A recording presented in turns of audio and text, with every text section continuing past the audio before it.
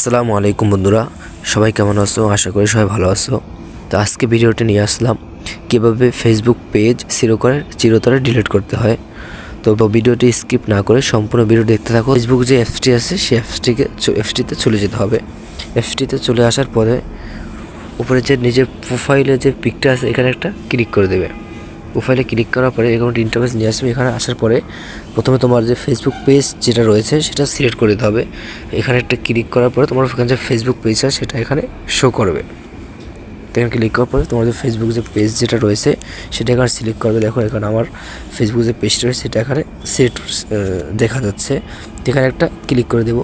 Click করার পরে এরকম একটা ইন্টারফেসে নিয়ে আসবে। মানে তোমার যে ফেসবুক যে পেজটা রয়েছে সেই পেজটা তুমি এখানে দেখতে পারবে। ফেসবুক পেজে আসার পরে তারপর পেজের যে প্রোফাইল পিকটা রয়েছে সেখানে একটা ক্লিক করে দেবে। ক্লিক করার পরে একটু স্ক্রল করে নিচে আসার পরে এখানে যে সেটিং নাম যে অপশনটা আছে এখানে একটা ক্লিক করে দেবে। সেটিংসে ক্লিক করার পরে তোমার এটা উপরে যে দেখো সেটিংস আছে অপশনটা আছে এখানে একটা ক্লিক করে দেবে। সেটিংসে ক্লিক করার পরে তোমার যে এরকম একটা ইন্টারফেসে নিয়ে আসবে। এখানে আসার পরে একটু স্ক্রল করে নিচে চলে আসবে। নিচে চলে আসার পরে এখানে অ্যাক্সেস অ্যান্ড কন্ট্রোল নাম যে অপশনটা আছে এখানে একটা ক্লিক করে দেবে। এখানে ক্লিক করার পরে এখানে দেখো দুইটা অপশন আছে, একটা হচ্ছে ডিলিট পেজ আর একটা হচ্ছে যে প্রথম অপশনটা হচ্ছে ডিস্ট্রিবিউট পেজ, দ্বিতীয়টা হচ্ছে ডিলিট পেজ। তো এখানে প্রথম যেটা হচ্ছে সেটা হচ্ছে তোমার তুমি যদি ফেসবুক পেজটি ডিলিট করে দাও তাহলে পরবর্তীতে তুমি ফেসবুক পেজটি আবার পুনরায় লগ ইন করতে পারবে।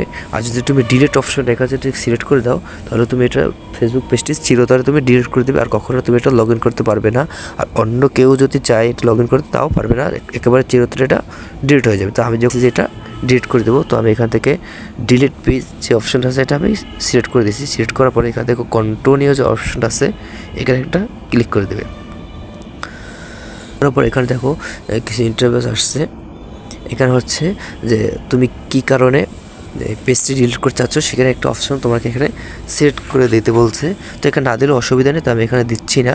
তো আমি কন্টিনিউ অপশন আছে এখানে একটা ক্লিক করে দেবো। এখানে ক্লিক করার পরে তো এখানে তোমার পেজে যে কিছু ফটো তুমি যে আপলোড করেছো অথবা তুমি যে পোস্ট তুমি যদি চাও এখান থেকে তুমি সেগুলো ডাউনলোড করে সেভ করে নিতে পারবে।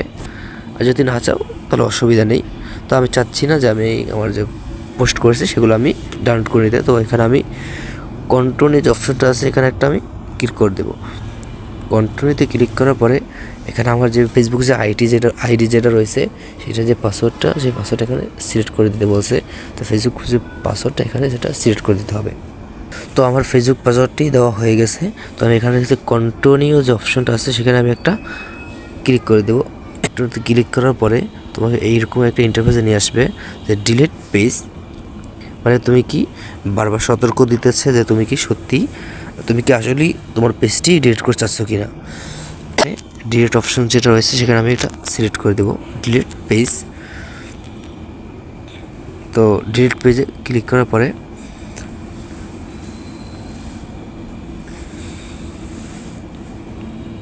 তোমার পেজটি ডিলিট হয়ে গেছে।